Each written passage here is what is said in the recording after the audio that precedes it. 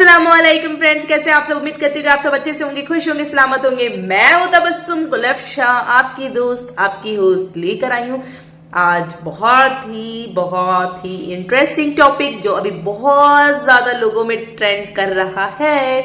जी हाँ फ्रेंड्स, ये वाला टॉपिक हर किसी की जुबान पे ये नाम है, हर किसी की जुबान पे। जी हाँ फ्रेंड्स, इवन हमारे देश के प्रधानमंत्री भी इस जगह का नाम बार बार आजकल ले रहे हैं। क्यों, क्या बात है कि हमारे देश के प्रधानमंत्री भी इस जगह का नाम बार बार लिए जा रहे हैं। तो फ्रेंड्स, आज मैं जो बात करने जा रही हूँ जिस टॉपिक के बारे में, बहुत ही खास है, बहुत ही जरूरी है, जो हम सबको जानना है, हम सब के लिए है। ये एक बहुत अच्छी बात है। तो मगर इससे पहले कि आप इस वीडियो के और आगे बढ़े, प्लीज अगर आप चैनल पे न्यू है तो प्लीज सब्सक्राइब करें और बेल नोटिफिकेशन ऑन कर लें ताकि मेरे सारे लेटेस्ट वीडियोस के अपडेट्स अब तक पहुंचते रहे। और साथ ही साथ लाइक और कमेंट करना बिल्कुल भी ना भूलें। जी हाँ फ्रेंड्स, बिल्कुल भी ना भूलें। और मैं बताना चाहती हूँ कि ये टॉपिक है RH नेटवर्क की तरफ से, जिन्होंने बताया है कि लक्षद्वीप में इस्लाम कब और कैसे आया था। इससे पहले कि आप ये वीडियो देखें, मैं आपको बता दूं, लक्षद्वीप एक आइलैंड है जिसके बारे में अभी नरेंद्र मोदी जी काफी चर्चा कर रहे हैं। इवन उन्होंने वहां जाकर अपने फोटोज क्लिक करवा के लोगों को दिखाया है कि लक्षद्वीप आइलैंड कितना खूबसूरत है। और उन्होंने मैसेज भी दिया है कि लोगों को मालदीव्स के पहले लक्षद्वीप आना चाहिए, क्योंकि हिंदुस्तान में भी बहुत सी खूबसूरत जगह हैं। तो फ्रेंड्स, इस वीडियो को देखते हैं और लक्षद्वीप के बारे में पता करते हैं कि आखिर लक्षद्वीप कैसी जगह है, उसका इतिहास क्या है और वहां पर इस्लाम कब और कैसे आया। चलिए चलते हैं इस वीडियो की ओर, उसके बाद अपनी गुफ्तगू जारी रखते हैं।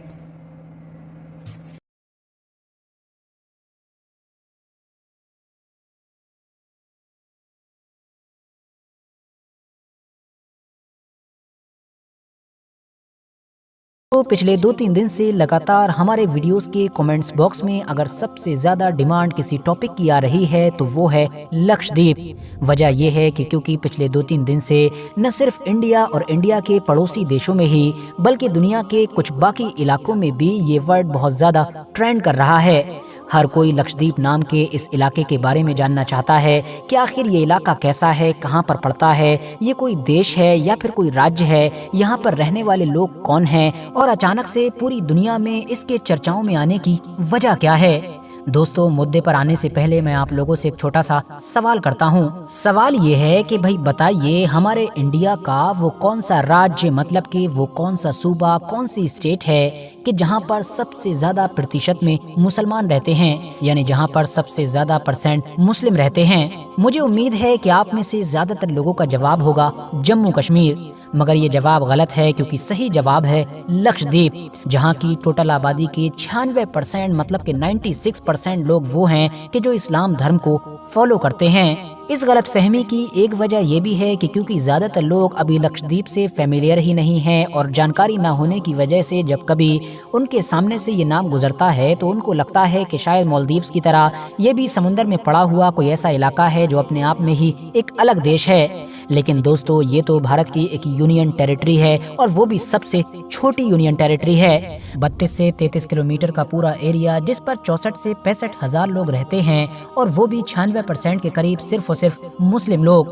32-33 किलोमीटर का ये छोटा सा एरिया भी कोई प्लेन जमीन नहीं है, बल्कि ये तो उन छोटे छोटे टापुओं से मिलकर बना है कि जो समुद्र में अलग अलग बिखरे पड़े हैं। लोकेशन के एंगल से बात करें तो भारत के बिल्कुल साउथ में जो समुद्र से लगी हुई केरला नाम की स्टेट है, उससे अगर आप लोग समुद्र का 200 से 400 किलोमीटर का लंबा सफर तय करेंगे, तब जाकर आप लोगों को ये सारे टापू मिल जाएंगे कि जिनको मिलाकर लक्षद्वीप का नाम दिया जाता है। अब आप में से भी ज्यादातर लोगों के दिमाग में वही सवाल उठ रहा होगा कि जो सवाल पिछले 2-3 दिन से सोशल मीडिया पर सबसे ज्यादा लोगों की तरफ से पूछा जा रहा है।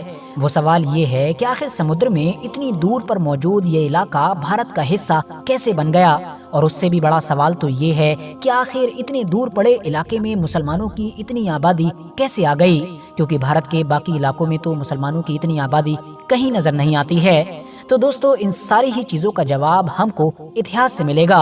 RH नेटवर्क के नॉलेजेबल फ्रेंड्स, हिस्टोरिकली लक्षद्वीप का सबसे पुराना जिक्र ग्रीक मतलब के यूनानी लोगों के टेक्स्ट में मिलता है। इसके अलावा ये भी पता चलता है कि 5वीं सदी आते आते बौद्ध धर्म लक्षद्वीप के इन इलाकों में आ चुका था, यानी बौद्ध धर्म से ताल्लुक रखने वाले लोगों के कदम इस इलाके पर पड़ चुके थे। इसके बाद चेरा साम्राज्य ने भी इन सारे इलाकों पर राज किया। चेरा साम्राज्य के ही जो एक मशहूर राजा थे मतलब चेरामन पेरुमल, उनके दौर में ही इंसानों की यहाँ पर बस्तियां बसना भी शुरू हो गई थीं। याद रखने वाली बात ये भी है कि ये वही मशहूर चेरामन पेरुमल हैं कि जिनके बारे में ये भी दावा किया जाता है कि इन्होंने अपनी जिंदगी में आसमान पर चांद के 2 टुकड़े होते हुए देखे थे कि जो उस दौर में इस्लाम के आखिरी पैगंबर यानी कि हजरत मोहम्मद सल्लल्लाहु अलैहि वसल्लम के द्वारा किए गए थे।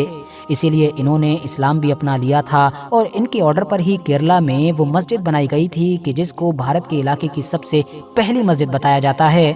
लक्षद्वीप में रहने वाले मुस्लिम लोगों के खुद के मुताबिक उनके इतिहास का आगाज शेख उबैदुल्ला नाम के एक मशहूर बुजुर्ग के साथ होता है। उनके मुताबिक जब अरब में इस्लाम का आगाज हुआ तो सिर्फ 3 दशकों के बाद ही यानी 30 साल के बाद ही शेख उबैदुल्ला नाम के एक मशहूर बुजुर्ग इस्लाम को लेकर लक्षद्वीप में आए थे और तब से ही यहाँ पर इस्लाम का आगाज हो गया था। उबैदुल्ला नाम के ये जो मशहूर बुजुर्ग थे ये कोई आम इंसान नहीं थे, बल्कि ये मदीना में ही पैदा हुए थे और इस्लाम के पहले खलीफा यानी कि हजरत अबू बकर सिद्दीक रदियल्लाहु तआला अन्हु के रिश्तेदार थे। बाद में इन्हीं उबैदुल्ला के एक बेटे भी पैदा हुए थे जिनका नाम था अबू बकर बिन उबैदुल्ला। इन्होंने एक किताब भी लिखी थी जिसका नाम है फुतूहुल जज़ाइर, जिसमें पूरी डिटेल के साथ बताया गया है कि आखिर लक्षद्वीप में इस्लाम कैसे आया था और किस तरह से फैलना शुरू हुआ था। इंटरेस्टिंग बात तो ये है कि फुतूहुल जज़ाइर नाम की वो किताब जो उस दौर में अरबिक में लिखी गई थी उसकी ओरिजिनल कॉपी आज तक मौजूद है, क्योंकि पैदा होने वाली हर नस्ल ने पूरी हिफाजत के साथ उसको आगे ट्रांसफर किया है। इसके अलावा शेख उबैदुल्ला नाम के उन मशहूर बुजुर्ग की कब्र भी लक्षद्वीप के अंदर मौजूद है। दोस्तों, लक्षद्वीप के लोगों के बीच शेख उबैदुल्ला से जुड़ा एक मशहूर वाकया भी काफी मशहूर है। इस वाक़े के मुताबिक एक दिन शेख उबैदुल्ला मदीना शहर की जो मेन मस्जिद है यानी कि मस्जिद नबवी, उसमें खुदा की इबादत कर रहे थे। अचानक से उनकी आंख लग गई, मतलब उनको नींद आ गई और उन्होंने ख्वाब देखा कि पैगंबर मोहम्मद सल्लल्लाहु अलैहि वसल्लम उनको हुक्म दे रहे हैं कि वो जिद्दा शहर से ईस्ट की साइड में दूर दराज के इलाकों का सफ़र करें और वहाँ पर जाकर इस्लाम का प्रचार करें। उनकी आंख खुली तो उन्होंने हर हाल में अपने इस ख्वाब को पूरा करने का फैसला किया और वो अपनी जिंदगी के सबसे बड़े सफर पर निकल पड़े। इसी इरादे से ही उन्होंने अपने दूर दराज के समुद्री सफर शुरू किए और सफर करते हुए ही लक्षद्वीप तक पहुँचे। फिलहाल आगे बढ़े तो 11वीं सदी आते आते इस पूरे इलाके पर भी चोला डायनेस्टी का राज हो गया था और वो लोग इस पूरे इलाके को अपने जहाजों के पोर्ट के तौर पर इस्तेमाल किया करते थे। 15वीं सदी के बिल्कुल आखिर में जब वास्को डी गामा भारत आया तो बड़ी तेजी के साथ बाकी पुर्तगाली लोग भी भारत आना शुरू हो गए। गोवा समेत इस पूरे एरिए पर जब उन्होंने कब्जा किया तो लक्षद्वीप के इन सारे द्वीपों को भी अपनी कॉलोनी बना लिया और उन्होंने कुछ टापुओं पर बहुत सारे किले और चर्च बनाना भी शुरू कर दिए। मगर यहाँ की मुस्लिम पॉपुलेशन ने उन लोगों का खुलकर विरोध किया और जिसकी वजह से अगले कुछ सालों के बाद ही यानी 1540 तक उन लोगों को ये पूरा इलाका खाली कर भागना पड़ा। दिलचस्प बात तो ये है कि 1787 के दौर में एक वक्त ऐसा भी आया कि जब इस पूरे इलाके पर टीपू सुल्तान का राज हुआ करता था, मगर कुछ सालों के बाद यानी कि 1799 का वक्त आते आते जब अंग्रेज टीपू सुल्तान को ही खत्म करने में कामयाब हो गए थे तो इस पूरे इलाके पर भी उनका कब्जा हो गया था। फिलहाल अब आते हैं 1947 के दौर में, जब अंग्रेजों से भारत को आज़ादी मिली तो साथ ही इंडिया पाकिस्तान का पार्टीशन भी हो गया और अब इस चीज़ को लेकर भी बहसबाजी चल रही थी कि आखिर कौन सा इलाका मतलब कौन सा सूबा इंडिया के साथ रहेगा और कौन सा पाकिस्तान की तरफ जाएगा। वैसे तो लक्षद्वीप के बंटवारे का कोई सवाल ही नहीं था, क्योंकि ये तो पहले ही मद्रास के ही अंडर में आया करता था और वहीं से ही कंट्रोल हुआ करता था। मगर तभी अचानक से पाकिस्तान के फाउंडर यानी कि मोहम्मद अली जिन्ना की इस पर नजर पड़ी। वो इसलिए क्योंकि लक्षद्वीप जबरदस्त जगह पर मौजूद है। न सिर्फ ट्रेड यानी कि व्यापार की वजह से बल्कि मिलिट्री पर्पस की वजह से भी इसको बहुत ज्यादा अहम माना जाता है। इसके अलावा यहाँ की ज्यादातर आबादी भी क्योंकि मुस्लिम ही थी तो मोहम्मद अली जिन्ना को लगता था कि इस पर पहला हक हमारा ही है। मगर सरदार वल्लभ भाई पटेल ने दूसरे बहुत सारे मोर्चों की तरह इस मोर्चे पर भी पाकिस्तान को मात दे दी।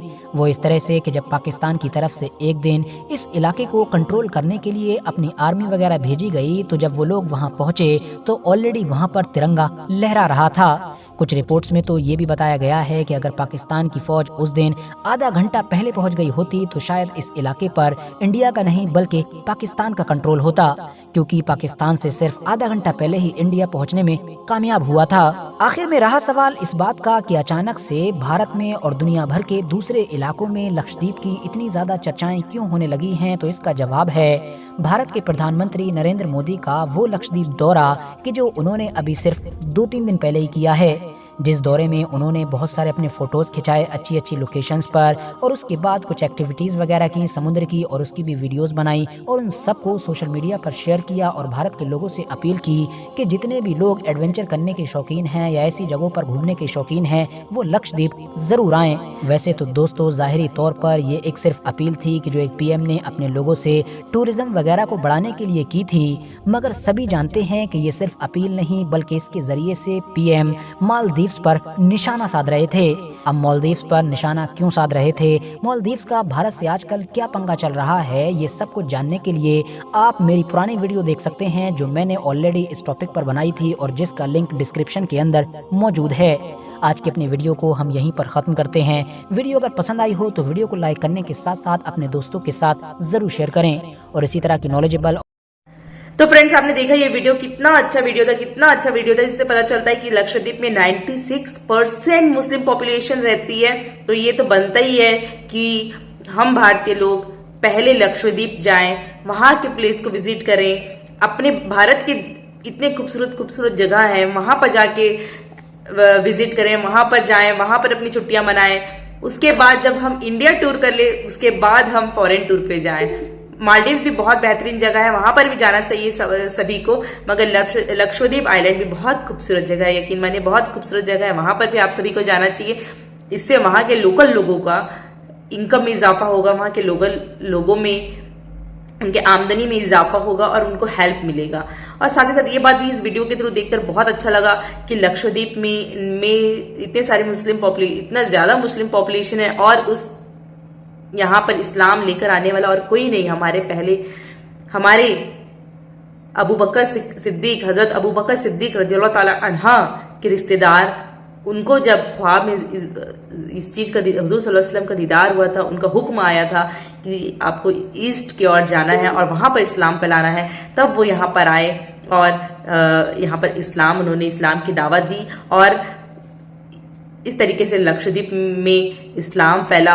और जो केरला के जो राजा थे, जब उन्होंने चांद के 2 टुकड़े होते देखा, तब उन्होंने हुजूर अकरम सल्लल्लाहु अलैहि वसल्लम का ये इशारा देखकर, मतलब चांद के 2 टुकड़े को टुकड़ा करने वाला इशारा देखकर उन्होंने ईमान लाया इस्लाम पर और वो मुसलमान हो गया और केरला में पहला मस्जिद उसने ही बनाया।